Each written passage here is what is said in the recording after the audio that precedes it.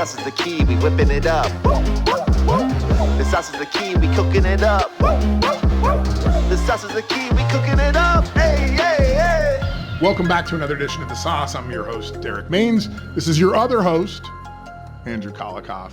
Hello, everyone. Andrew, today we're going to talk about gas.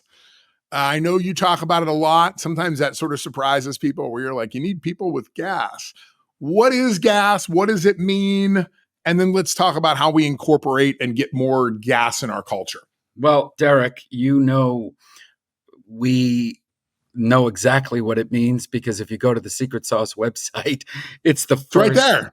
Yeah. It's right there that we're trying to attract people to our organization that give a shit first. That's what gas means. Give a shit. It's the one thing that nobody can teach you. You can't go to school for it. You can't take a class in it. You can't get trained in it. You can't read a book on it. Everybody has a certain level of gas, give a shit, baked in them. And Derrick and I are very drawn to people. Quite frankly, I think that's one of Derrick's superpowers is how he became successful. It wasn't that he went. Holy crap. We were supposed to talk about kryptonite this week. See what we did? Yes. So you just reminded me. Now we have to incorporate that into here too. Okay. So this is what happens when I'm not paying attention. So, I mean, I honestly believe. But let's talk about this gas. I mean, I think it's important. We can talk about kryptonite here too. Yeah, and it really is probably my one superpower. Yes, I went to school. I have 2 graduate degrees. I've done all this stuff. And Derrick actually didn't go to school and became very successful. And I think really what has fueled us in our careers is just how much we give a shit to take things across the finish line, that we don't give up, that we want to understand the details and we want it to work and that our word means something. And I think we all, as business owners, would love to hire people. One of the things I always get, I just told Derrick this, I ask business owners, what's that one thing you need right now? What would help you so much? And the common answer I get is, I need another me, right? And I think what they're saying when they say that, Derrick, is not just somebody with my skills, but somebody that will actually give a shit as much as I do and get shit done.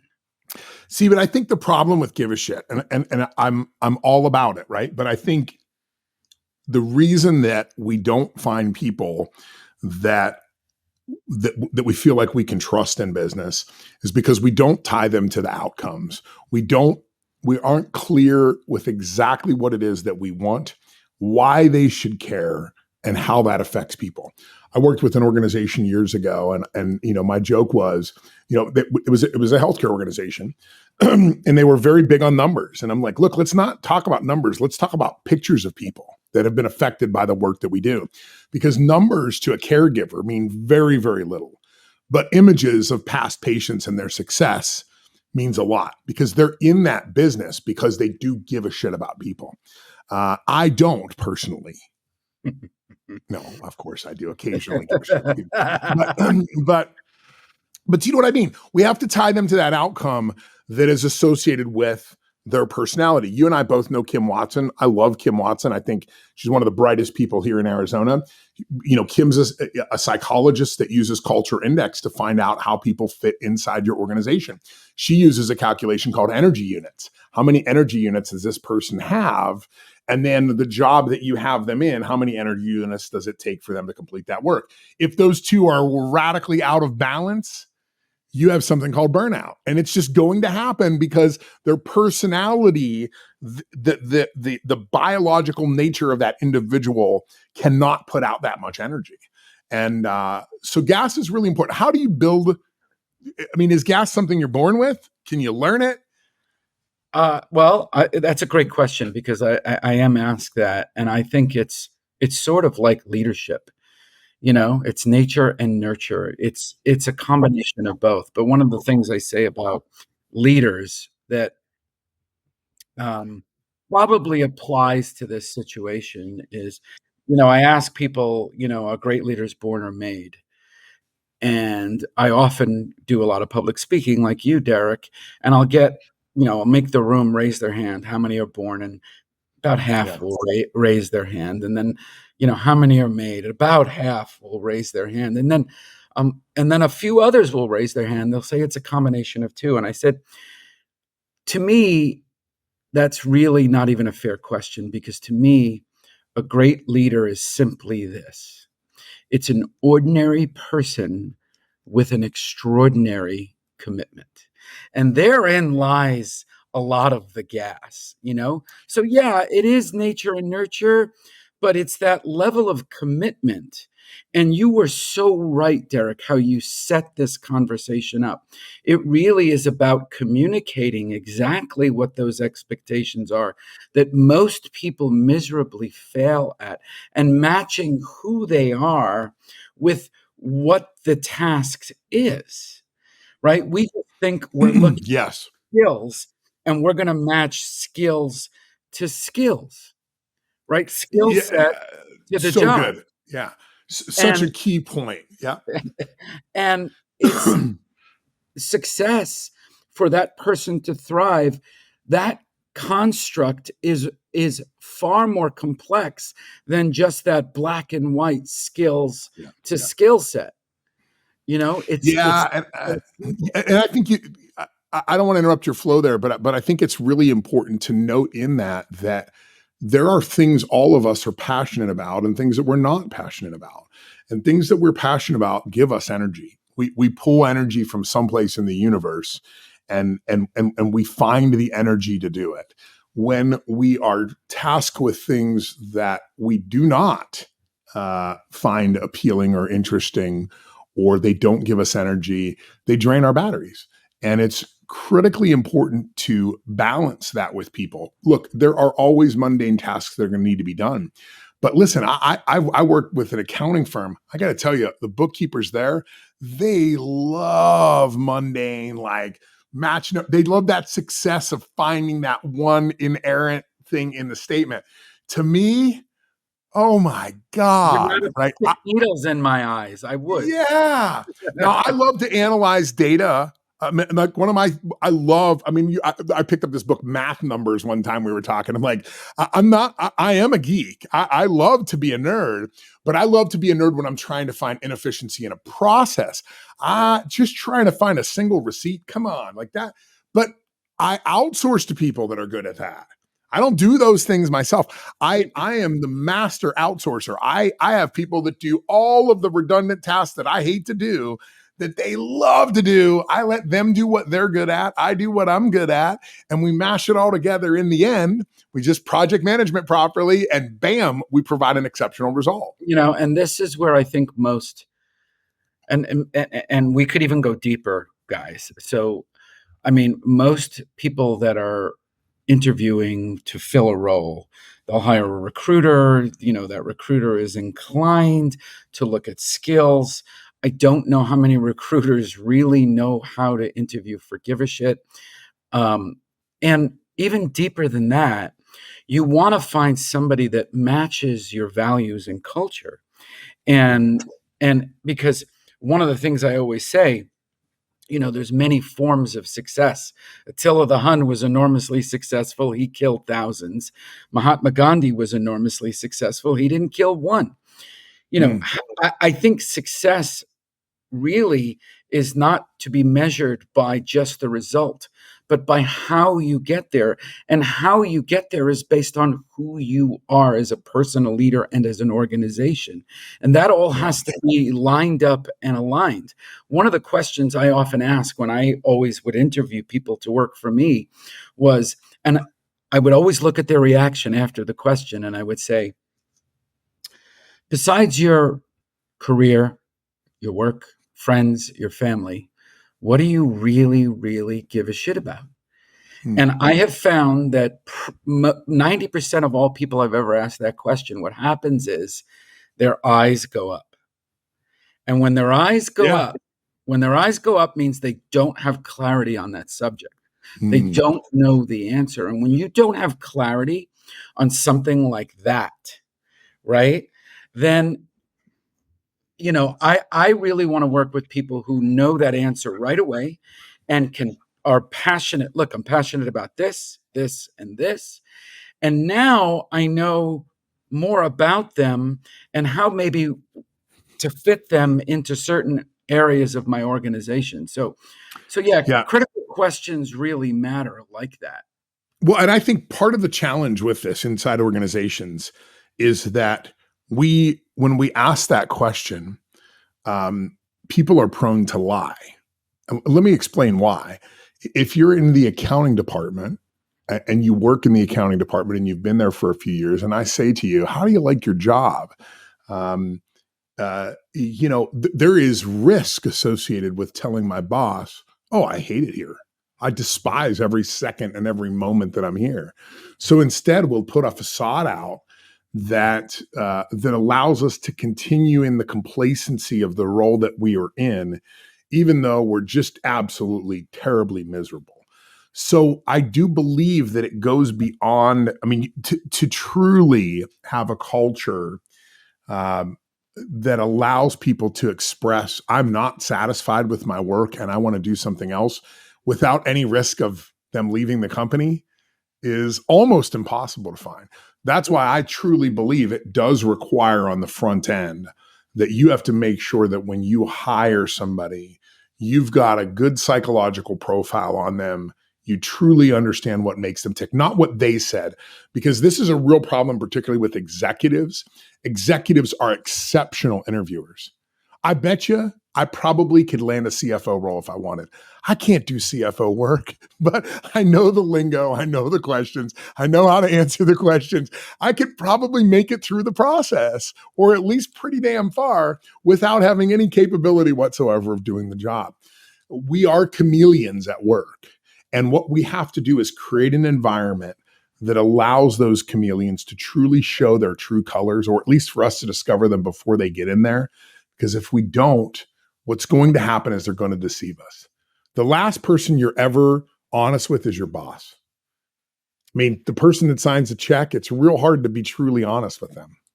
And that's where culture comes in and the values of that organization. Because what you're saying, Derrick, is if you have an environment where people feel safe, one of the things that I was working with a company, and one of their core values was freedom to challenge authority. And it can sound very almost negative. I call bullshit on that one because, I can't imagine a company that would, I can imagine lots of companies that would say that, but they'll never, ever allow that to go on too long. Well, they actually did a pretty decent job of it. Look, anybody that can do anything 100%, nothing anybody does is really usually to 100% organizationally, behaviorally. But if you can set up the behavior to match that stake in the ground, and one of the things that I always like to do is operationalize. This is one of your favorite words, Derrick. Yep. Operationalize the values. So what does that mean? So to me, what that means is, because most people have values that are just words on a wall. They're not nobody's really truly being held accountable to them. So imagine if you operationalize the values and you put your team in a room, and let's say, for example, go the extra mile for your colleagues, our suppliers, our vendors, our clients, is one of our values. And then with our team, we provide examples. I'm like, okay, give me an example of what that means. And we list, let's say we come up with 127 examples of what go the extra mile means. And then when it comes time to their review, right, their performance review, not only do we compensate them based on how well they did their job, but we also compensate them based on how many of the 127 they regularly hit, where we put money behind that value. that we invest in the values. What you're doing is, how many people you think are actually going to start doing that because they're being rewarded as a consequence to meet that value? And I find that most companies never operationalize their values. Never. I would agree wholeheartedly. I think part of the challenge to that, to play the opposite end of the spectrum, is, and I had an instance with this just in the last couple of years with a company that I was an executive at. We did this exact thing, and we said we're gonna do this thing, and the money that generates from that we're going to use for these employee initiatives and incentives. And once the money got over a certain amount of dollars, everybody seemed to forget that we had promised everybody we would do that. And we destroyed the culture of the organization because we got greedy, and not me. I'm not going to blame myself for that, but we destroyed the culture of the organization, and it's still reeling from that this day, all because of that one thing that we did. So I don't disagree with you that we want to incentivize people to get the right outcomes for customers. I think we have to be very clear on what that looks like, to your point. And I think we also have to be very clear on what the parameters are, the acceptable allowance that will allow people to do. Because let's be honest, if making every customer 100% satisfied cost us $5,000 a customer and we're selling, chiclets, that would be a real problem. So we have to, you're right. We have to give those examples. And we also have to say, look, if that means that if a customer's upset and they're within 3 months of the warranty, you're okay with replacing that product. You have the ability to go over and above to this point. And then after that, that requires, put a little yellow light up that says, you got to check in with somebody. Because I will tell you, and I have seen this occur in other organizations, that customers, unfortunately, will take advantage. 100%. I can tell you with the scooter company that we had a guy that completely and totally rebuilt his entire scooter with all new parts from new models by us going over and above. Every problem he had, we're like, we'll take care of it. We'll take care of it. And then I looked at the list and I'm like, the guy got a whole new product. We shipped him every component except for the frame. He literally just upgraded his entire, imagine going to General Motors and saying, hey, can you just send me all the parts for the new Camaro except for the frame and wheels and tires? And then you just build a whole new car. There's a limitation to that.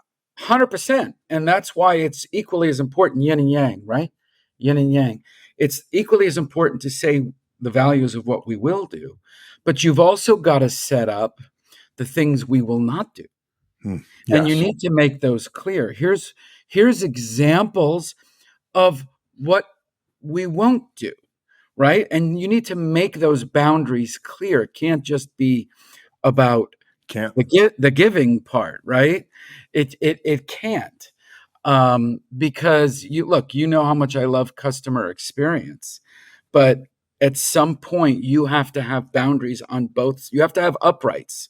You have to have a left post and a right post, Sure. and you need to figure out those. You need to have consequences for those, and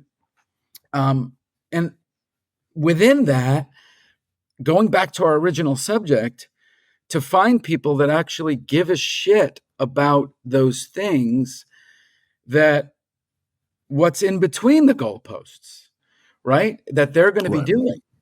And yeah, I think that's a good, we have to understand this is like horseshoes and hand grenades, right?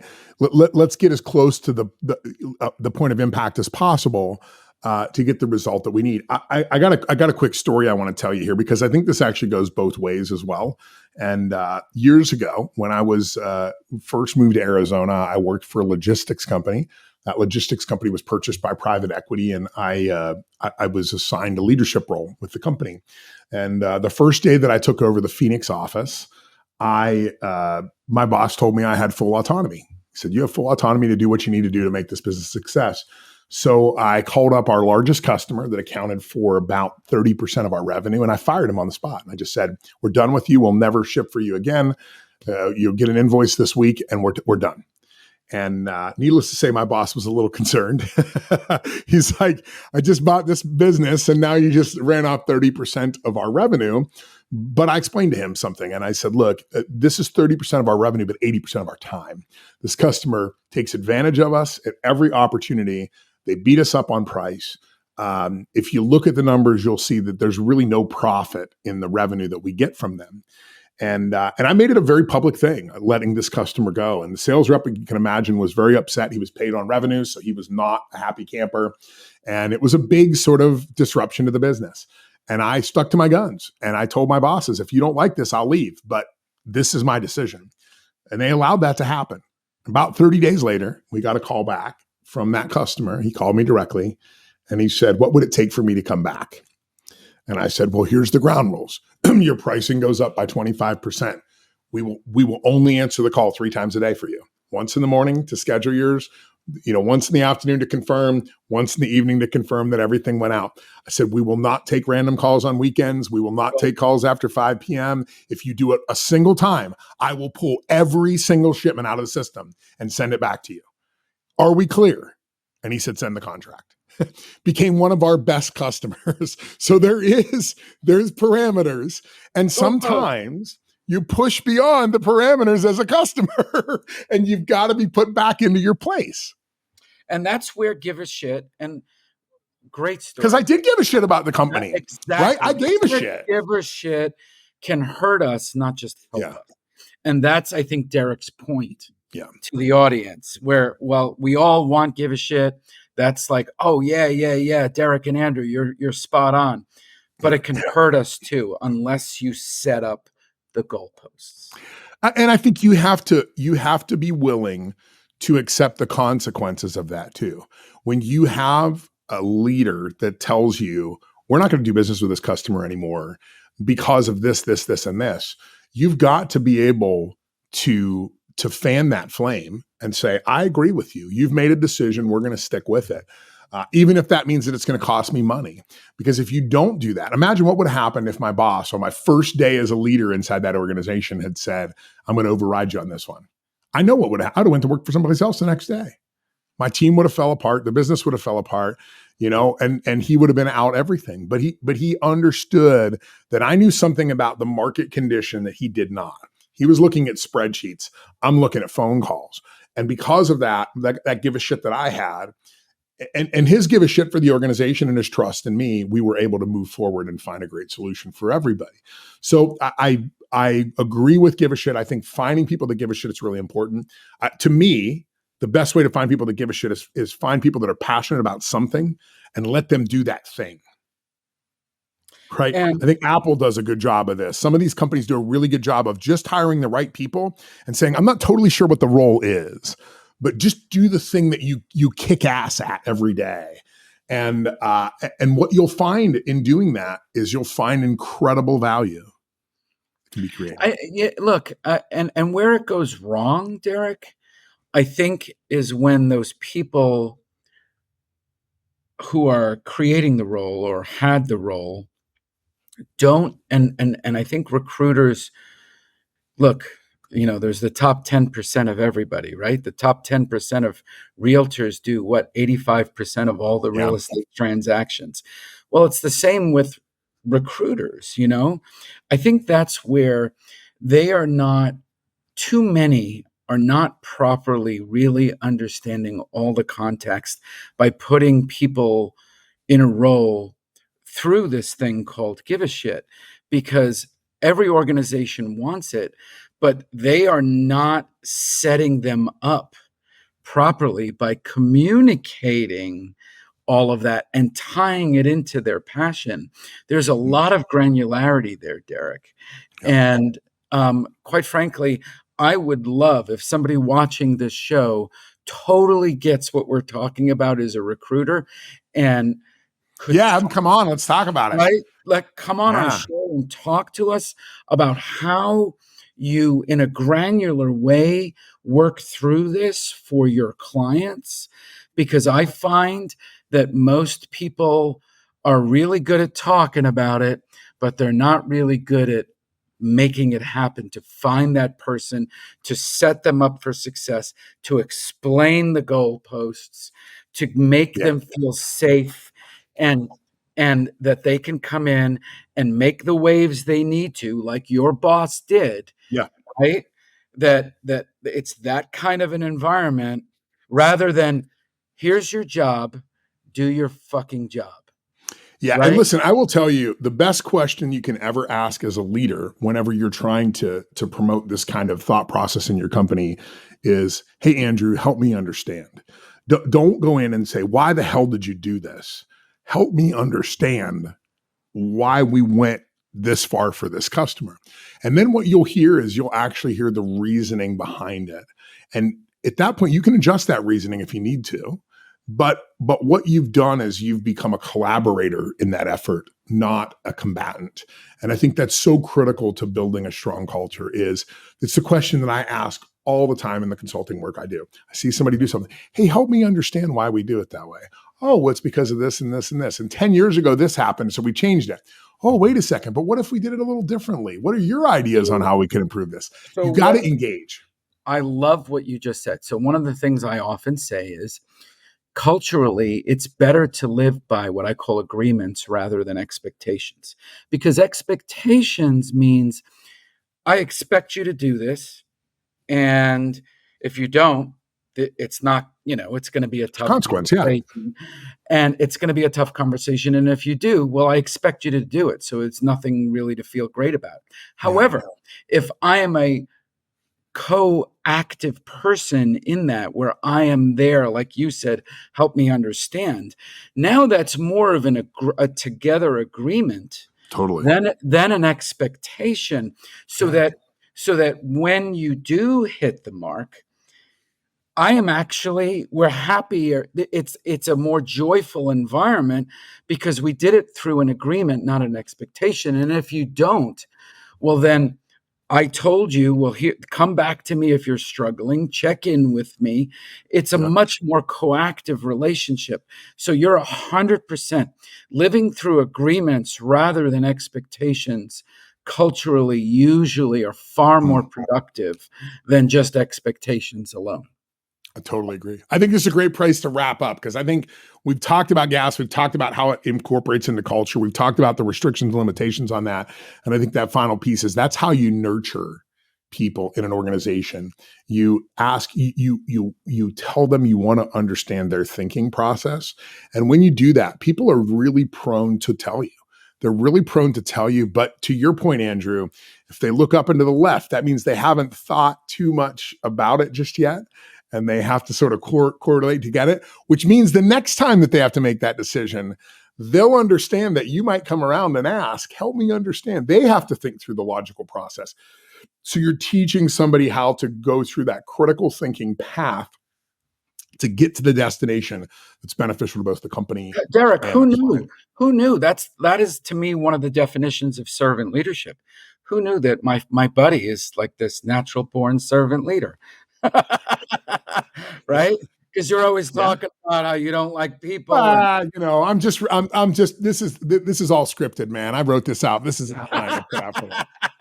So no, I guess I have a soft side someplace deep down inside. He does, folks. He does. Well, listen, because I want to get the outcomes from people that I want from them, that I expect from them, and that they should expect for themselves. I'll tell a quick story here in closing. About 4 or 5 years ago, I got a call from a guy that worked for me about 10 years back. And I had known after I had let him go, I'd terminated him, that things went really bad for him. He'd lost his wife left him. She was pregnant with their first child. She moved out. He ended up losing his house. And I sort of had lost, touch. I didn't really hear about him anymore. And he'd reached out to me. This was about 5 years ago. And he called me and he said, I want you to know that you terminating me is the best thing that ever happened to me in my life. I was miserable in my marriage. I had gone to school for the wrong thing. I was in the wrong career. I was in the wrong field. I was just depressed and fat and miserable. And you letting me go after giving me so many chances and being so clear with me about what my performance should be made me realize that it wasn't the field for me, that I had gone in the wrong direction. It allowed me to go back to school and to get a degree in something else. And he now is one of the most successful football coaches in the U.S. Wow. I mean, he is and he's like, this is my passion. This is what I wanted. He's got a new wife, new daughter, he's got a beautiful home in Chandler. And he's like, I'm killing it, man. And I'm killing it because you were really clear with me. You turned it back on me. You made me self-reflective to realize this wasn't for me. And because of that, I've succeeded in life. So don't think that cutting people, that can't cut it is always a bad thing. It could be the best thing that ever happened to them. Great way. I guess we should wrap it up, right? We should wrap it up in our 30 minutes. Thank you all for joining us here on The Sauce. I guess we got to come back next time and talk about kryptonite since it was really supposed to be this week, but it's all good, right? You'll have to just wait for kryptonite for another week. Thank you again. Appreciate you all. And make sure you like and subscribe and come out to one of the Secret Sauce events. We've got some cool things happening, including a new mastermind, a lunch mastermind. And Andrew and I are just going to be sitting around and helping you work through the challenges and problems with your business. So we're excited for that and looking forward to seeing you at one of our upcoming events. The sauce is the key, we whipping it up. The sauce is the key, we cooking it up. The sauce is the key, we cooking it up.